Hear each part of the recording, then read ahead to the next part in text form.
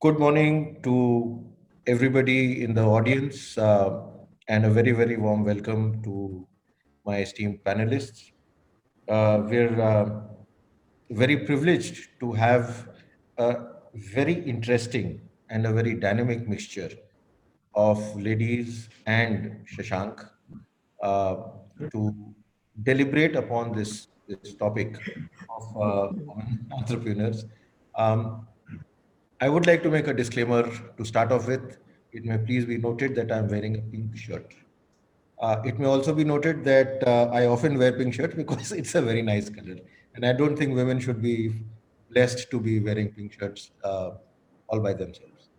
Um, there is a huge body of work, and the World Bank did a study lasting 18 years, covering 141 countries, in which they studied at depth women entrepreneurship. And the conclusions they come up with are and filled with numbers and calculations. But the conclusions are stark and definitely cause for some thought. They say that only 22.5% of businesses across the world are owned by women across the world. And it varies across sectors. In manufacturing, it's very, very low. The highest is in textiles, and that is 35%. So therefore, there is a huge scope for improvement in the ratio of women entrepreneurs. Another very specific statistic they come up with is that when women own a business, it employs twice as many women workers and 8 times as many women managers. So if you head a business as a woman, you're more likely to hire women as managers and women as workers. Now, add to it the fact that when God created life on earth, I don't think he distinguished between men and women when he was distributing enthusiasm, drive, creativity, hard work, intelligence, uh, perhaps randomly distributed amongst men and women, urban and rural, uh, arithmetical ability, numerical ability, spatial ability, creativity, all scattered uniformly. So, therefore, when women don't come into the workforce, it's a straight loss to the economy. And the last thing that this study also quoted is that if we reduce the barriers of entry faced by women in entrepreneurship, such businesses would increase 9 times. So, also the good news is that over a period of the last decade, the barriers to entry for women in entrepreneurship are coming down. So, with this, I'll quickly introduce the panelists. We have Dr. Anita Gupta, who's the head of NSTEDB, which is essentially DST, Department of Science and Technology, Government of India's arm, that has been the creator of incubation facilities across the country. They have more than 20 years history in creating startups. Dr. Gupta herself is terribly deeply engaged in this work, and she has worked on various initiatives with male entrepreneurs, women entrepreneurs, and she heads this division for science and technology. We have Dr. Rachana Gemawat, who heads the FICCI's flow chair for women entrepreneurship in Gujarat. And she's the owner and director of her own company, group of companies. And she is, apart from being an orthodontist, is also a specialist in design thinking and runs a consulting organization in that space. Uh, Miss Kanchan Pant is a techie and an owner of a business in that runs manufacturing, and she creates IoT solutions. IoT being Internet of Things, which uses embedded systems, electronics, sensors to beam up a host of signals that bring intelligence to dumb devices. Uh, then we have Miss Shreya Prakash of FlexiBees, who's got a very, very interesting model.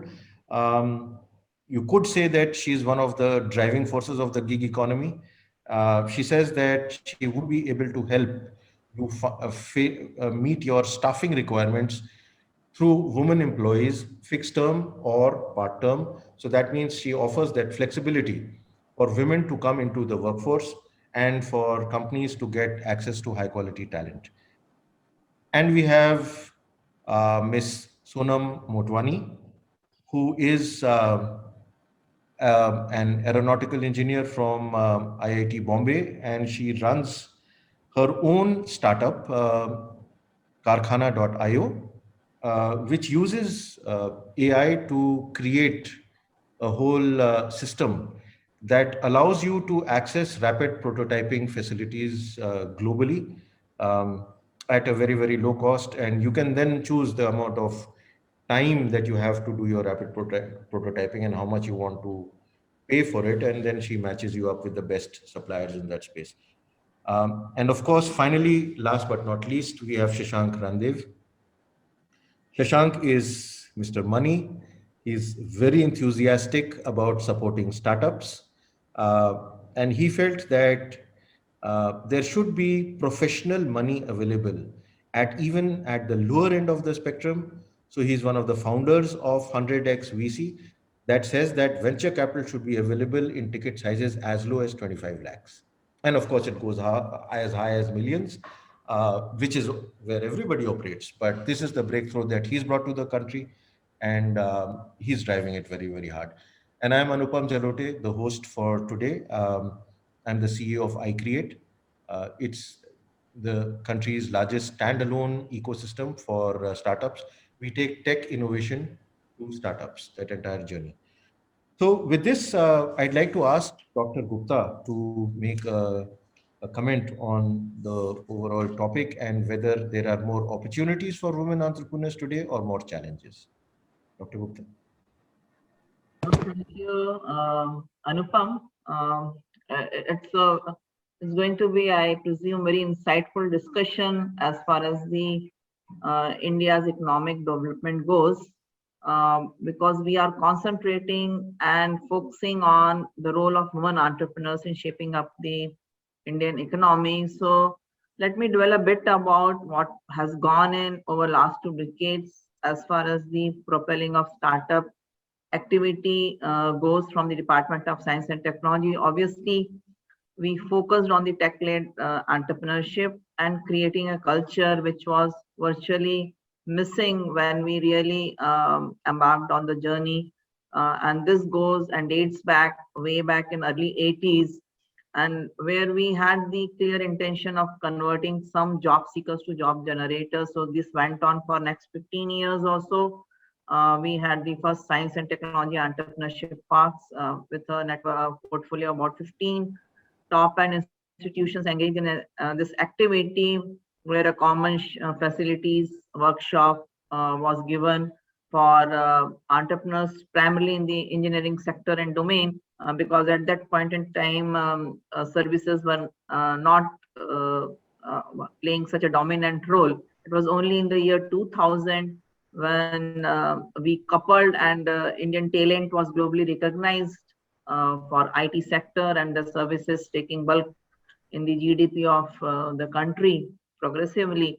And that's how we pioneered the concept of technology business incubator. Until 2015, we had a portfolio of 75 incubators across the country to provide sort of a platform for a fledgling and a budding startups.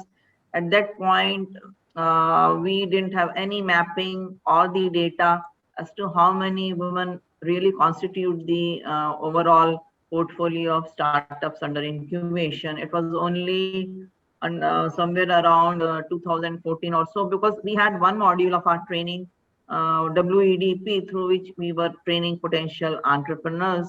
And one of the starting feature which emerged from that module was women, whatever knowledge or the insights which were being imparted for the nuances being shared to embark on the entrepreneurial journey, women took it really seriously. So in terms of the translation, having undergone and got first-hand information about the ABCs of being an entrepreneur, the translation rate of those participants close to 60-70%, unlike the other where the males participated. And as per the data also speaks, like women, when they are lended money in whether it's a microfinancing or self-help groups, women have really shown you can say commitment for in terms of their capacity, not only from the being the loan worthiness in terms of paying back. So they have that kind of seriousness shown. And we are talking about the women who are not the sort of the educated lot which we are normally are constitute in these kind of discussions. So if they can be really committed and they are really bound by that particular obligation. And from 2014, when we really we were running a couple of the PPP programs on entrepreneurship, and we figured out like women seldom make to the top 10 or or the awardees because of various reasons. So we thought of then now coming out with a focus program to not only to spot and support women entrepreneurs. Otherwise, if you talk in STI, science and technology is perceived to be gender neutral. But like as far as the entrepreneurship now, from 2014 onwards, we had a dedicated focus to come out with the programs to really spot such kind of women entrepreneurs. And we had 4-5 good programs, be it Empower programs through Bombay Stock Exchange, Zone Startup, or be it like Women Entrepreneurship Quest with Anita, Borg Institute of based out of Silicon Valley. And we could really figure out, since I have been associated with this, I can quickly share the kind of, we have seen the drastic change in the founders profile of women startups. I think there is no domain where women are not there. They may be, in terms of their representation, maybe minuscule to say for a country like India, but really they have started making dent. So they are in terms of qualification, they are no less. In terms of passion, they are no less. Understanding the core problem which they are addressing and the robustness of the solution, they fare all equally well, and even I must say in many cases even better. And in terms of the way they sell their, they make their pitch deck, I have seen a qualitative improvement in the confidence level and in terms of their presentation level, which was earlier missing. I used to take delegations to Silicon Valley where they were pitching before the top-notch investors, be it from the Silicon Valley chapter, or be it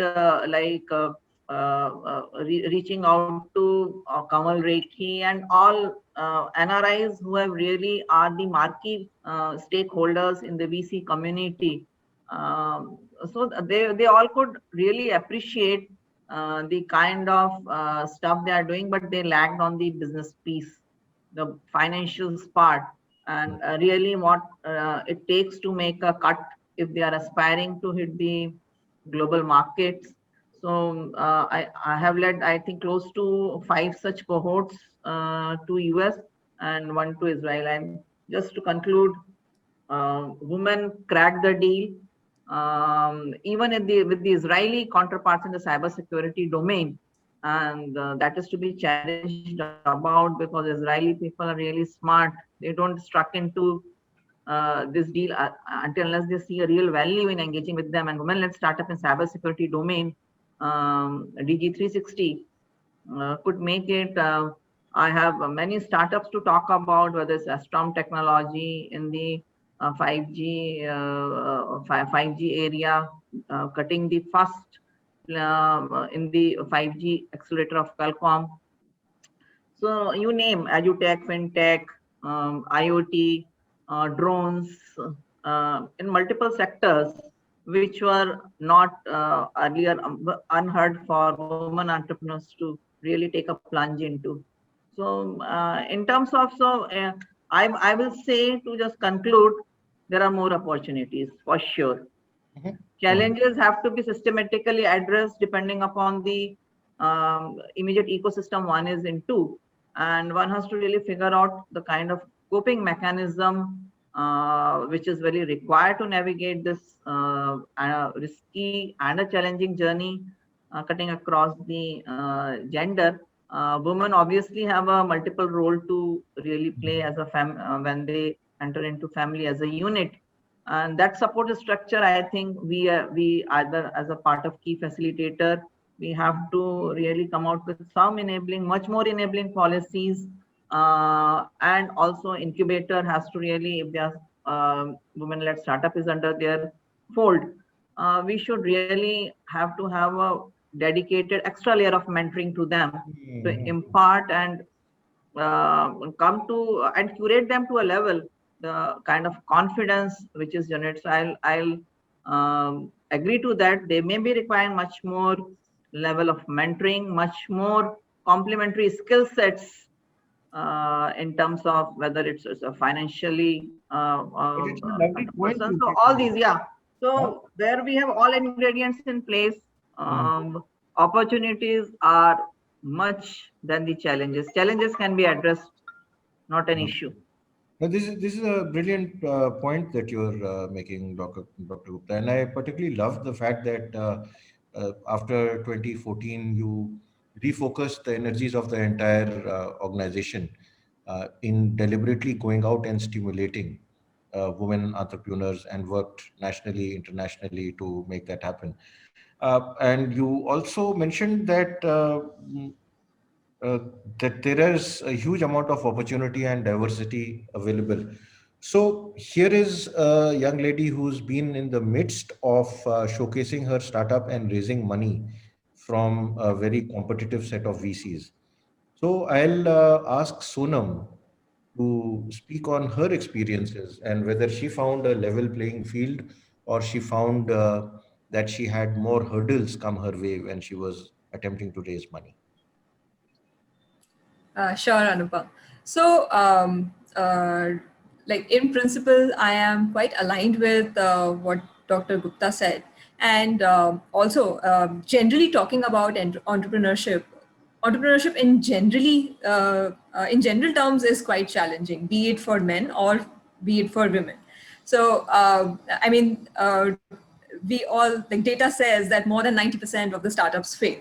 So be it a male leading a startup or a female, there are certain challenges that both groups equally face. But certain other challenges, I would say, which would be particular to women, also are linked to the socioeconomic background that each of us come from. So to go deeper into this, so if I speak about myself, I would say I am quite privileged to be one, having a family that is quite forward thinking and open minded, and who could afford to provide best in class education to me. I graduated from one of the most celebrated engineering colleges in India, and engineering is in itself is known as a field where there are very few women. But there I had an opportunity to be educated at IIT Bombay. Apart from that, after that, like, so that in itself opens a lot of opportunities that a lot of my peers would not have had. So coming to the startup journey, I started a company in manufacturing. Now, in manufacturing, there are very few males, forget at the leadership position, but even in other levels of workforce. I've worked in a manufacturing company called Procter and Gamble. There, amongst a management team, a medium management team of say 20 people, you would only find one or two females. So that in itself is another scarcity. But again, given the privileges that I had, I was able to make it there. Now, when I had to start a company in manufacturing, obviously the people I would speak to were primarily males. So the kind of challenges that I would face is that they are very unfamiliar with having a female speak to them across the table. And that too, speaking about doing business together. So that was a little alienating for men. But I would say, like, I used my privileges very well, and I'd be lying if I say I did not. When I speak to somebody, telling them that I have graduated from IIT Bombay, I have worked at an MNC called PNG, that in itself gives me a higher chance of being taken seriously than, say, some of the other women who probably have not had similar backgrounds.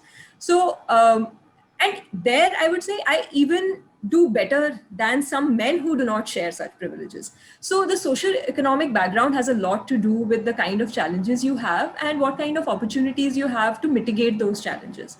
And apart from that, like in my experience, I mean, apart from the industry that I'm in, there are endless opportunities for women. And even in our panel, which constitutes of 5 women currently, it's very heartening to see that 40% of us are working in manufacturing. So that in itself is goes a long way to say that, like we are making a mark in manufacturing, and there are like a lot more opportunities for our peers also to take up and create a mark for themselves. Amazing. Thank you so much, Sonam. So I picked up a small disturbing thought, which after I go to Dr. Rachana, I'll come back to Shashank for validation on. But Sonam mentioned two things, Dr. Rachana, and one of them she mentioned was the benefits of socioeconomic background. Um, so, what would you feel about that? That to have the right background helps women overcome some of the handicaps that they face? What's your experience? Um, in my experience, I would say definitely it plays an important part to have a proper background, the socio-economic background. But there are ways, and slowly, I think the society at large has to, it has to overcome it. Like, right from when the child is born, that type of conditioning that we have for the girl child, that we have to treat her as equal as the male counterpart. You have to give her the equal opportunities because both have the same talent, the same kind of potential, and we need to push it forward. And that will come from the home, that it will come from a very young age. So when we are conditioned, when they are brought up, if they come with that kind of a thinking, I think that is going to help in a long way when the child, when she grows up, when she comes out in the field, she feels that she's strong enough and she can handle things. So that is one aspect that I strongly believe that can bring a little bit of change. The second thing I see is the society at large, the corporates, the organizations, if they have a work environment or they have a work culture that is very supportive of women in the being in the workforce. Like I think COVID has been a blessing in disguise. I can say that it has everywhere the organizations have promoted work from home culture. It has shown that it is possible to work from home. It has shown that it is possible to have flexi hours. So this has the COVID thing has, I can say, it's been a blessing in disguise for women entrepreneurs, saying that okay, it's possible to do. It's not necessary that we have to take a step back when we have families to look after, when we have children to look after. It is possible to do both things at the same time. So I would say that's my take, that the socio-economic background does help, but if we have to get more women in the workforce, we need to change, bring about change at these levels. Amazing. You've gone to the heart of the matter, and I truly, truly compliment you for saying that because that's a responsibility that all of us share together to prime our daughters to think that the world is their oyster and step up and take their place, rightful place in it. Shashank, uh, when Sonam said that the men sitting across the table with checkbooks to sign were not completely prepared to have a woman fight for money on the other end of the table. What's been your experience? I mean, you live in this world and you deal with startups. So, are you at all conscious of the gender of the promoter, or is a project for you and you go ahead on the merits of it? I think that's a great point, and we've tried at our fund to have we have been gender agnostic. We have looked at gender parity in all our portfolio companies, but most importantly, we are a sector agnostic fund. So hence, we look at companies from a sector perspective and how they are likely to grow over the next few months. It is irrelevant, and it should be irrelevant for many investors or every investor to look at the founders from that perspective. They need to look at the market opportunity. That being said, what we do look at in founders, whether a man or a woman, is their complementary skills, their skill sets. So it could be a woman, it could be a man. Are they bringing a business value prop to the table? Or if they're a CTO, are they really enhancing the product they're building out? Those are the traits which we look at. And I'm very happy to say that at least 30% of our portfolio companies are women led, and 8 companies in our portfolio companies are started by women entrepreneurs. And what we've seen over there is we invested in them not because we were consciously trying to make an attempt to invest in women entrepreneurs. No, that was not the intent. The intent was we just couldn't refute them. They were brilliant cases. They'd built out good businesses, and this went on to show that uh, they're just participating equally. So my point, which I would say, what I'm seeing from my perspective is, I think women entrepreneurs are outside the purview of struggling right now. They are already there. They're doing it, and the more we kind of bring out these stories, so whether it's on media platforms, whether it's on um, other channels where when other state people can be aware of these stories, I think that is the need of the hour, because good work is being done by entrepreneurs. Investors are funding, depending on which state you are in. Certain businesses in manufacturing might face challenges when a woman entrepreneur sits across the table and tries to deal with a manufacturer. In some other cases, if you're developing good technology in fashion tech or retail, women are being openly accepted and treated as equal. So there's this tectonic shift which is happening in India from our perspective when we are evaluating businesses. What needs to happen is these stories need to come out more often, and that will encourage the SMEs, the traditional business, to start perceiving that they cannot ignore. As an example, in COVID, what happened? For the first time, your traditional SMEs were arm twisted in adopting digital technology. They said, "Hum to bhaiya digital hame samajh nahi aata." COVID आया and everybody came to reality. नहीं यार, Facebook भी करना है, LinkedIn भी करना है, और ये IoT solution भी समझनी है because धंधा affect हो रहा है. So they reached a point where they had to accept. Eventually, that mindset is changing in terms of how they interact with women. That respect, or they're treating them as equal counterparts, because they could be a professional supplier. They could be a possible vendor with the great rates. All of that is now opening up for the first time, and maybe accelerated due to COVID. So I'm particularly very excited about how the landscape is evolving. I'm seeing a lot of women entrepreneurs coming onto the table, and it would be foolish on our part to kind of segregate them, because sometimes they're building out better businesses than their counterparts, let's say men. But that being said, as investors, we are looking at people who are building out great businesses, and I'm happy to say that right now we've invested in 8 companies, which is 30% of 25% of our portfolio. I'm likely to see this percentage go up to 50, 55 over the next 12 to 13 months. That is a very, very interesting note on which to take. Anupam, can I chip in for 1 minute? Sorry? Can I chip in for 1 minute? Just Yeah, to absolutely. add on to what Shashank. So he touched upon a very good point. Like, we really need to have the trailblazers in this domain, where the sectors we don't see, and there could be obvious unconscious biases in terms of women being taken seriously, how serious they are to pursue this particular business or the particular problem they are addressing.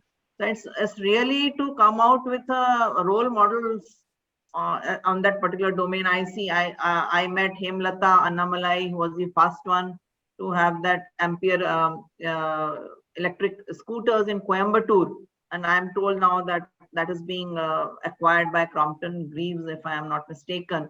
So those success stories where they really took a plunge in uncharted territories, we have to really come out, and these would be the really game changers to shift the preconditioned mindset of anyone. So any women also do not take women seriously if they are really taking a route which is really a very different one, apart from the beauty, fashion, papad, pickles, and these are the usual stuff which women were more comfortable, showed their clear metal, but like now they are much more other domains where really women have already made their mark, and they should be brought to the fore as the clear role models, like which could go a long way in changing the mindset of people and taking everyone seriously.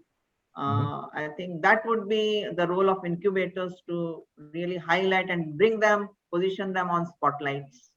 That's a brilliant point, Dr. Gupta. And I'm sure iCreate will take you up on that, and we'll work to pull together some of the most shining examples where women fought in a world and made their mark, not because of anything else, except that they were just very good at what they did. No holds barred. So that would then be a good point to pick up on Kanchan, because she comes from a very non-traditional woman background, IoT-based services to manufacturing. So Kanchan, how's the journey been for you as a promoter of a tech company? So, Anupam, thank you first of all to you and iCreate for inviting me. And so, I think that, as a disruptive technology entrepreneur, the challenges have not been that bad, because what we offer as a technology, which is, sound and video analytics, is something that nobody is really offering. So, right from the start of the, company 4 years back, we were immediately invited to a number of incubators like Cisco's cohort, and the Cisco Launchpad, or NASCOM, or any of these, who helped all of us understand what it requires to be in disruptive technology. I mean, being an entrepreneur in disruptive technology is a little different as a challenge than sort of going in just regular tech as a whole. But I believe that because we are a three founder company where two of them are men and one woman who has a manufacturing background, it actually brought us a lot of attention in most of the events. So even with CII or NASCOM or Intel or any of these people, because of that particular differentiator in addition to the tech. So I would say that it has become easier to sort of get face time. Even with investors, whenever we have had discussions, for VC funding, which we later on just decided not to go for, is to actually give the opportunity to all the three founders to kind of give their inputs on what it is the company is doing. So I see the VC community doing that as well. Uh, but to kind of bring up what Sonam and even Dr. Gupta and Dr. Rachana also brought up, one thing is that if you see this today's panel, that Shashank is the only man. Most of the time, that is what happens in other panels. If you see, most of them are men, and there is usually one woman. And because it is March, and because it's Women's Day, and that month going on, it feels like women are invited to panels only when there is that month going on of March. So I hope that that changes a little bit, because panel discussions are not just about gender. They are about what you do, about the work you are doing, about your passion for the job, the hard work that you put in. And that is done equally by men and women, maybe women more, because most of them also care about what happens with their kids and which grade they are studying in, and all those other things that sometimes the father side of the family forgets, which grade the child is in. So I would think that women now in tech actually have a lot of opportunities, because there are a lot of incubation cells across the country that are trying to work across the country, as well as in the US and Europe who are inviting women to kind of present their ideas. So there is a huge platform now available. See, on a lighter note, Kanchan, I'd like to add to your point that I think we've become equal in terms of household chores. And I can get this verified from my wife. I've become an expert at washing utensils over the last 1 year. So I think we've started contributing equally. Yeah, that's So that might have been on a lighter note, but that's a very, very heavy note because um, occasionally washing utensils, specifically during COVID times, does not even begin to estimate the million things that need to be done to keep a household running. A household is much more complex than any business. I true. mean, it's so much more complex than any business because my wife just took her annual leave and went for 10 days to visit her parents. And I just had to run the damn place for 10 days. And believe me, I was stressed. It's mind-bogglingly complex. So Shreya may not be the best person to hit with this question, but I nevertheless will hit her with this question. That this discussion has been pretty goody-goody up till now, but do you think that people understand the tremendous burdens that women need to carry? And despite all of those hurdles, then you need to be able to make your mark in a business and fight as equals, or maybe even better. Um, Thank you for the question. Thank you for having me here.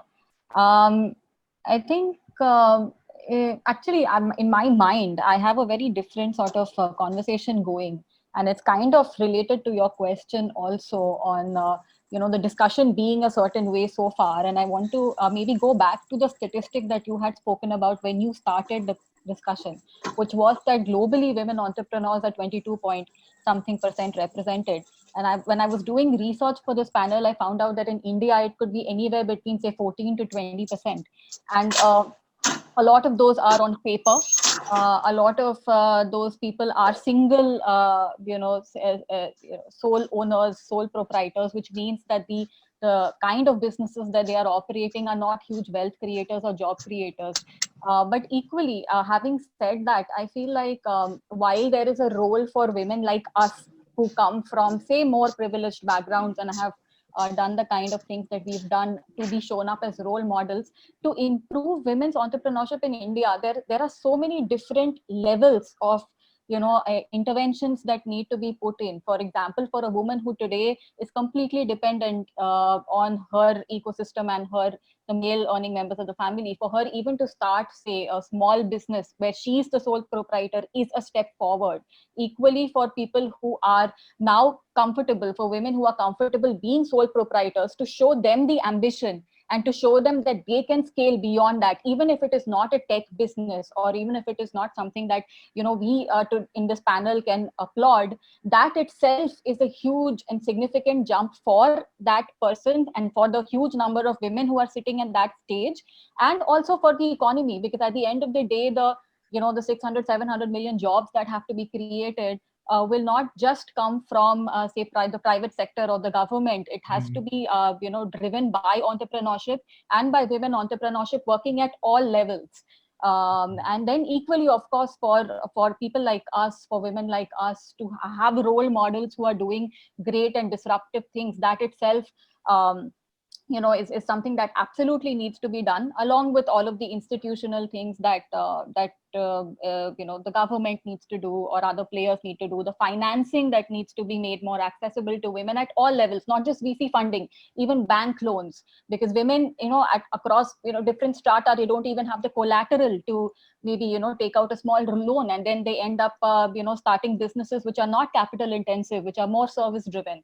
So there are many different facets of challenges that women face. So why I said it is kind of connected to the question you asked me, not as a person and whether women understand the challenges or whether the world understands the challenges that women are facing on a personal level, but within the framework of entrepreneurship, we have to understand, and I have very limited understanding of it, and you probably have more, but we have to be aware of multiple challenges that women are facing different levels of the economic background that they come from. And all these interventions are going to help drive not just women entrepreneurship, but the economy of Right. this country. So, yeah.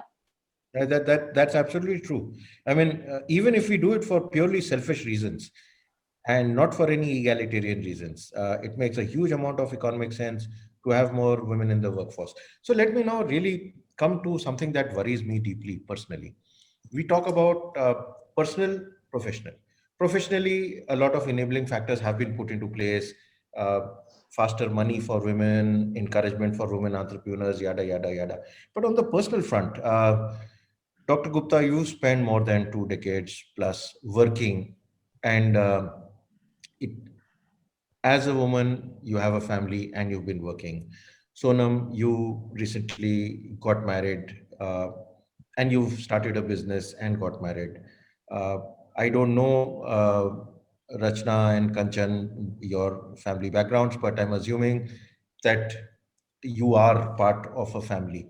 What is it that we can do to make your domestic burden lighter, because there are countries in the world which have understood this and started putting into place some mechanisms that make that bit easier and lighter. So are there any specific things that would make your domestic burdens, your family responsibilities lighter without relinquishing them? And would that help in the entrepreneurial journey? Anybody? So if I may, so I have a son who's in the 10th standard, and my husband also is an entrepreneur. He has his own company in, called Algo Analytics as well. So he and I both are super busy. We kind of plan our calendars, or were planning a year back our travel plans based on our each other's calendar. So I would call him from some location and tell him, I need to go to such and such a place. Are you going to be in Pune at that time? And he would say, let me check my calendar. So we were sort of hand juggling a house and our businesses, and doing all of this. So I think because we are both entrepreneurs, we kind of shared that burden. But I realized that most women are not that lucky. So employees in my company, for example, in manufacturing, they will work the same amount of hours as any of our male operators, doing menial labor, which requires a lot of physical strength. They will do that all day, and at the end of the day still go home and do all the household chores alone, because their men will not participate in it. So I think we are still, the socioeconomic disparity of that is still very, very existent. So like Shashank mentioned in a lighter note that he washed utensils, but I have a feeling that these women are not getting any support whatsoever, and they are just expected to contribute to the household, and yet also make sure that the household is run impeccably well. So it's a challenge, definitely. Uh, I would like to add something to it, what Anupam was asking. I would say that as women who want to work, we want is equal parenting, the kind of balance that we look like. We don't want the burden only on one partner, we want equal responsibilities that need to be divided among the two partners to make a family. So from my personal experience, like as Kanchan mentioned, like I have a very supportive husband, and when I was pursuing my dentistry, I had long working hours. Like I had my shift that was from 8, that went on sometimes till 3 in the afternoon, and I had just a young baby, and she was my child, my girl, first child was very young, and I had my husband who was taking care of her at home while I was doing, because I think. At that moment, we had also shifted our responsibilities when the baby was very young. Okay, in the night, it's your time to look after the baby. If the baby is crying, and after 5 a.m. I get up and I take care of the baby, and it's your time to sleep, So I could say that that is the way we coped up, but not everyone has that kind of what do you say opportunity. As Kanchan had mentioned, that not many people have that privilege. So what as women entrepreneurs we look for equal parenting, and we look for equal partnership in all the responsibilities of the household. Completely gel with what Rachana has just shared. I'm reminded of one, so many things come in the WhatsApp. So There was in a school when a teacher gave an assignment to kids to just to write a small essay on women. And one student just finished off in a few minutes. So the teacher asked, like, as to what you have written and how come you took only a few minutes to wrap it up. So he said that like any combination of A to Z won't suffice to just share the kind of roles and responsibility women are doing in the family. So that really showcases and tells about even child recognize the way a mother is contributing towards the betterment of the family, kind of responsibility being shared. So I completely agree. Particularly in India, women are expected to strike a good balance, work-life balance, and we are fortunate to have come from a very progressive family.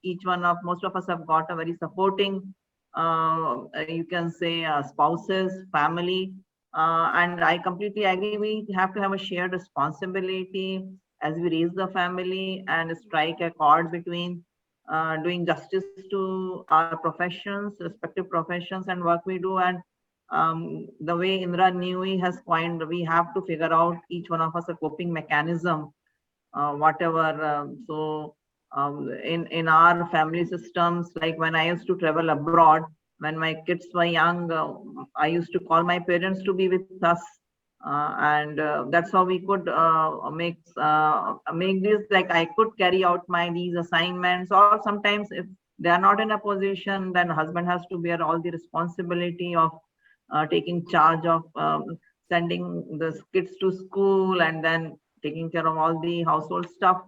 So, and there's no problem. One is really prepared to shoulder this responsibility.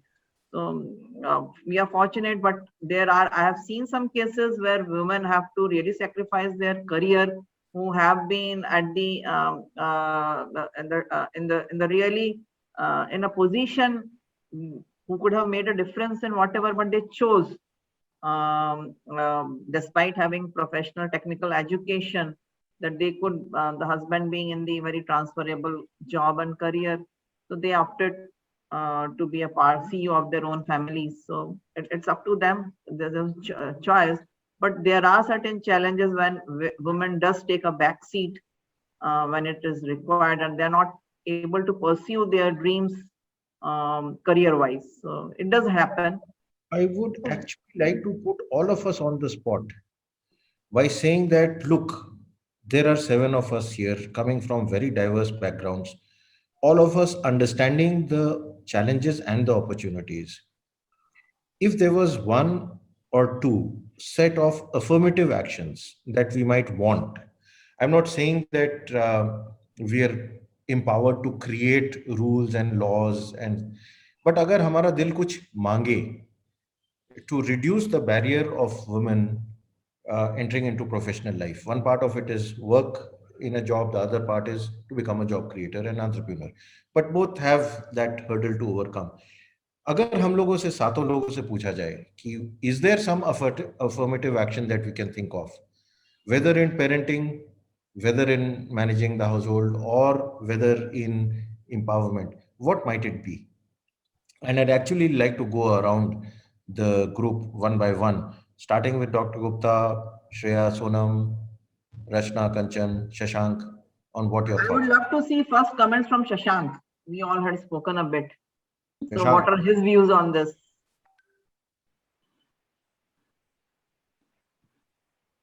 you'll have to. Shashank, you are on mute. I'd start with I'll break it down in personal and professional.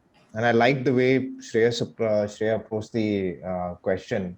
And I think that's the right approach. There are two sides of it. One is the personal side in terms of how we've been brought up in a culture of joint families. And yes, mothers have always pampered their kids. And I had a tough time when I got married, and I was staying in a nuclear family. And my wife is working, and she's much brighter than I am.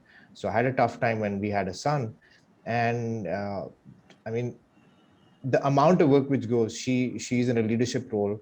I thought I was in a leadership role, and we were trying to balance things out. And it then boils down to how kids are raised in joint families. So the first change will need to come in from parents. So now when I have my own child, I am and my wife, so it's more from her thought process, and I agree with her, is that we're trying to raise our son to have the value that he needs to do certain things which I did not do as a son in my house. So that fundamental shift on a ground level, on a personal side, family wise, because the number of nuclear families are rising, is on a rise. And that needs to be inculcated from that perspective. Again, this is very, very personal. I'm just giving an anecdote because I think that will be more realistic. On a professional side, obviously, we've also debated pre and post COVID. We are staying in a nuclear family. Bhai, kaun naukri chhode at some point in time, because this is pre-COVID, right? 12 hours a day. Somebody has to travel three hours of journey. We've picked up a house where my wife's office is just 1.5 kilometers. Those are the kind of decisions we make. And just before pre-COVID, we were actually debating who is going to leave their job, because the son's turning 3, he's supposed to go to school, we need to give time, we can't have a 24-hour maid look after our son. These are just real challenges in nuclear families, right? COVID happened. I think it was a blessing in disguise for at least a couple like us, because we got a lot of time to work out of home. My wife didn't have to leave her job, I didn't have to leave the fund, and I think our son's coming along decently. But if COVID was not there, how is a large organization, an MNC, which my wife is part of, uh, going to perceive a role, which is a business development, sales, technology consultant role, and be comfortable with her doing a sales role, doing a number of meetings, and coming back saying, I need 4 hours because I need to go pick my son up. So it's also on an organization level where now they've increased their maternity leave from, I think it was 3 months, now it's been 6 months, right? So those changes are coming. So even from and this is more from a fear, right? It's like, will my boss understand if I ask for more leave?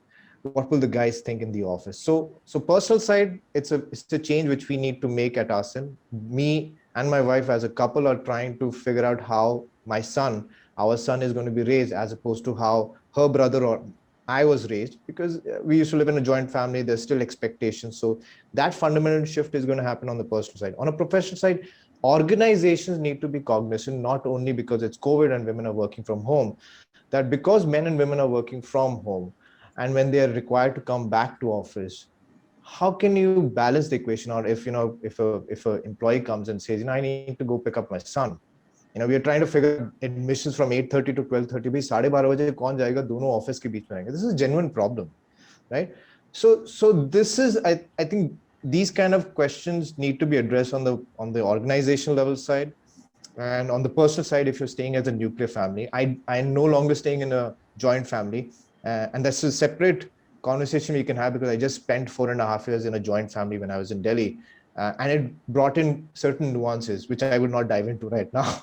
but I think everybody's gotten the gist of it. So I think those changes need to be quite inherent, and I think men also need to attentively attempt to address this thing. This is we're not living in our father's age.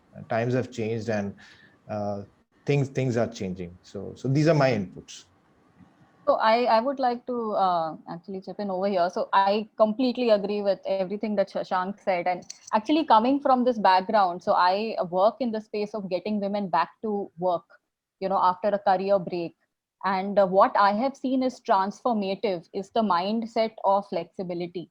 So it need not be necessarily having to work 4 hours or 5 hours instead of 8 to 9 hours, but it's the mindset of knowing that just because somebody has not worked for that half an hour or that 1 hour that you think as an organization that they should be working, doesn't mean the work doesn't get done.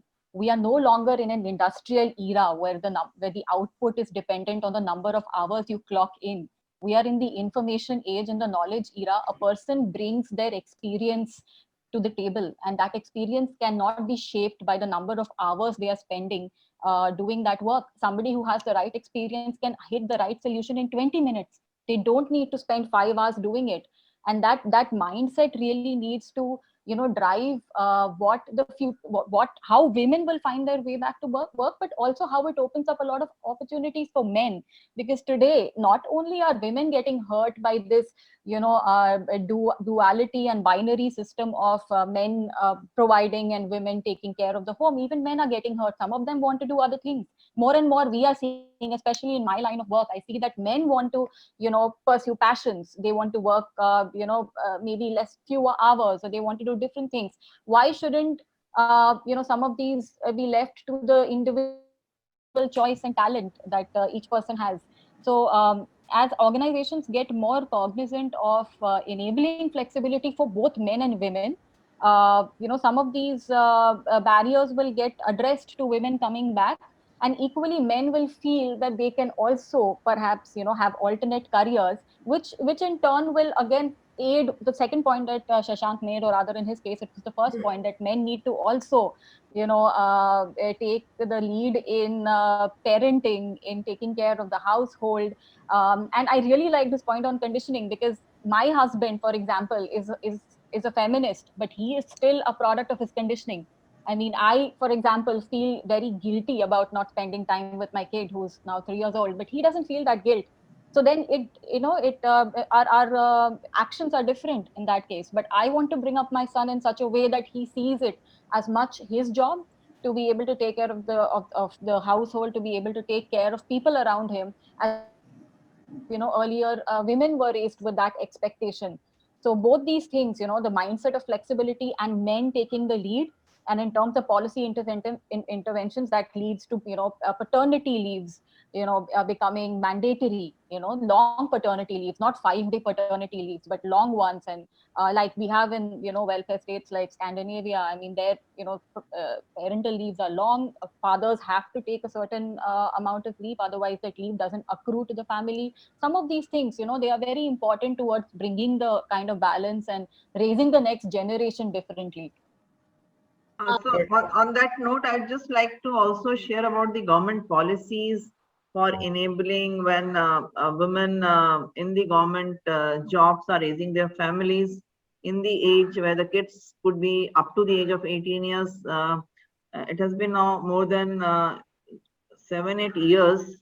We have the childcare leave of up to 2 years one can opt for till the child, and this has been a really game changer in terms of adjusting to the core responsibilities when kids are preparing for board exams and all. So this has really been a boon for all women employees in the central government sector.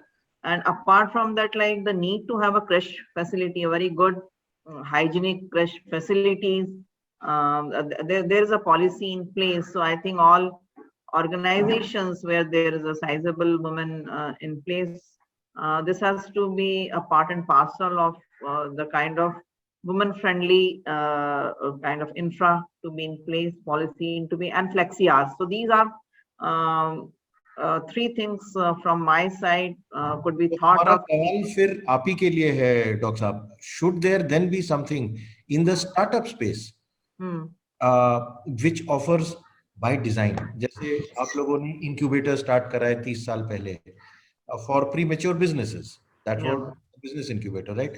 So should there now be an extension to say that women startups also need in every city some sort of support that allows them to overcome their parenting challenges? Yeah, sure. Why not? Why not? Why not? So having discussed this, we should come out with a white paper on why not all these enabling measures, infrastructure, and systems be created to provide a much more enabling environment over and above what is being really talked about. रचना, आप कुछ कहना चाह रही हैं? Irrespective of a startup or a normal business, such policies what Dr. Anita had talked about, these are the things that are going to bring out change.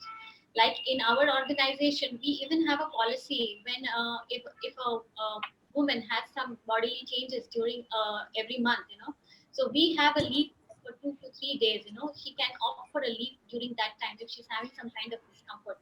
In addition to the maternity leave that everyone talks about 6 months, that is mandatory, we have a policy in place where we have a leave that is extended up to 2 years, where she can opt for different work mode options like flexi option, work from home, or she can come part time, So all these factors are really in place, like what Dr. Anita was suggesting, and these are the things which are going to bring about change. And the most one more thing that I would like to add is what Dr. Anita has suggested about women being in more leadership positions. When we have role models who are there and we have more women supporting women and we are leaning onto each other, that is when the change is really going to come about. Mm. Mm. So this has been a very, very interesting discussion, and I'm not being polite in saying that. Truly, it has. And since we've run out of time, I'd like to sum up what our deliberations have yielded, and some very interesting things coming out. That the government and corporate sector do have provisions in which there can be some handholding for women, making their lives a bit easier. There are offices with creches built in. There are extended leave for maternity. There are other flexi options. But when it comes to the world of startups, then perhaps there are no rules because we are all expected to fend for ourselves. And it's like nature saying that survival of the fittest, and we'll make life so hard for you that if you survive, you will then become big. But it need not be that way. And therefore, what I heard was that there is perhaps a requirement for minds to be put together to see if there can be some enabling things created for women led startups or women participating startups on the lines of what exists in the government and private sector for supporting women. A, that. B, there must be a body brought together of knowledge brought together in the form of a coffee table book or something else, which kind of showcases and acts as an inspirational roadmap for a lot of other women entrepreneurs to showcase the successes of women entrepreneurs. And third, last point that Rachana did mention was that success begets success. And as the critical mass of women entrepreneurs increases, then there is a greater support also built up. But I'm a great fan of planning and doing things deliberately. So we feel that if we've been able to crack the code in the government and in corporates, we definitely can apply a mind and crack the code for enabling women, reducing their personal and domestic barriers, which are extremely high in India. And if we reduce that, we will have more women coming into the world of entrepreneurship, and that's going to be transformative for our economy. On that note, I'd like to thank each and every one of our panelists and the members of the audience who've largely been, as I scrolled down, a very interesting set of women. I wished we had time to actually have an open house and let them comment also. But perhaps there is no restriction for women-led panels to be held only in and around Women's Day. And we'll definitely be doing a follow-up on this. So thank you so much, everybody. Thanks a lot. Thank Thank you. you. Thank Bye. you.